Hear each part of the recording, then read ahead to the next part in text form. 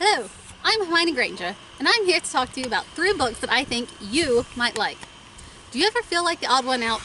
Like nobody really gets you? I get that. I'm a muggle-born witch, top in my class at Hogwarts, best friends with the Chosen One, and on top of that, look at this hair. I definitely know what it feels like to not fit in and to try to figure out where you belong. And the characters in these books know that feeling well too. The first book I want to share with you is called The Hate U Give by Angie Thomas. In this book, you'll meet Star Carter, a black girl from the ghetto and one of 2 black people in her rich white school. Talk about standing out. On top of already being different, the book starts out when she leaves a party with her friend Khalil after hearing gunshots. They get pulled over and she watches him get shot by a police officer despite being unarmed and him not breaking any laws. The book takes place over the course of the trial against the police officer. Throughout the trial and the media surrounding the shooting, Star has to learn how to balance the 2 halves of herself, Garden Heights Star and Williamson Prep Star. Her friends in Garden Heights think she's too stuck up for them now that she goes to that rich white people's school, but she doesn't feel like she fits in there either. They tend to think of her as the representative for all black people.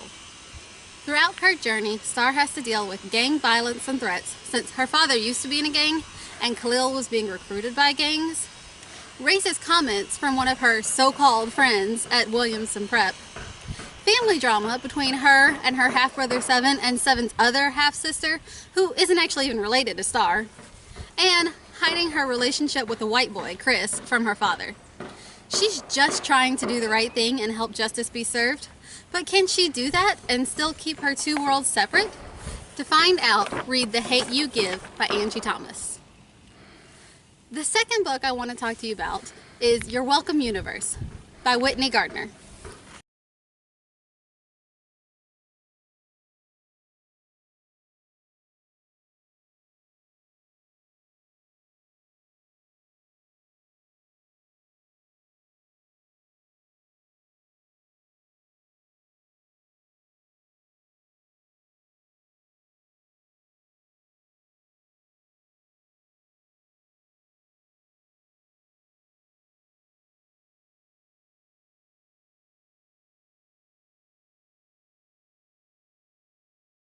Okay, I won't make you keep reading captions while I sign, but you get the idea, right?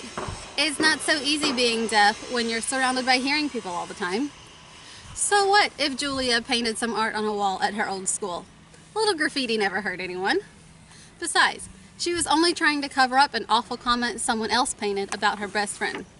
At least, Jordan was her best friend before she ratted her out to the principal.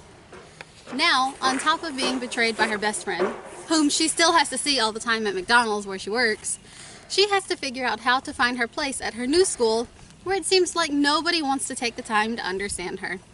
At least until she meets YP, short for Yoga Pants.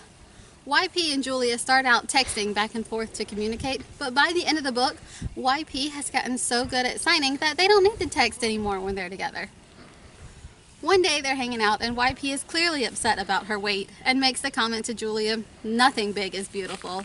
Well, Julia knows this isn't true and sets out to prove her wrong by spray painting this huge, giant blue whale on the back of a scoreboard at a local park. But the next day, she sees someone has sabotaged it by adding a hot pink skeleton to it. Julia wants to be mad, but the saboteur actually enhanced the painting.